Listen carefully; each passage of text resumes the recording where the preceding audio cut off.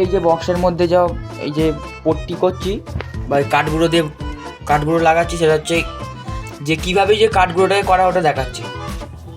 কাঠগুঁড়ো কিছুটা নিয়ে নিতে হবে, এটা কিন্তু পুরো মিহি চাই, অবশ্যই চাল্লা দিয়ে বা কোনোভাবে চালনিতে চেলে নেবেন। তো এরকম কিছুটা নিয়ে নেবেন, এরকম অনেকটা মতনই লাগবে। তো এই কাঠগুঁড়োটা কিছুটা নিয়ে নিলাম। তো এরপর দিতে হবে আঠা আর জল।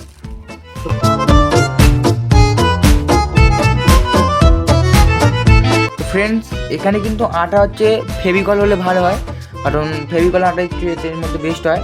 তো ফ্রেন্ডস দেখুন, আমাদের এটা মাখানো হয়ে গিয়েছে, কাঠগুঁড়ো, আটা আর জলের মিশ্রণ। তো প্রথমেই হচ্ছে আমাদের এই যে যেখান থেকে লাইন বরাবর আমরা দিচ্ছি, এখানে আটা দিয়ে দিতে হবে। তারপর সেই আটার উপরে এরকম যে কাঠগুঁড়ো যে মিশ্রণটা করলাম আমরা, সেটাকে এরকমভাবে দিয়ে চেপে চেপে ভালো করে করে নিতে হবে।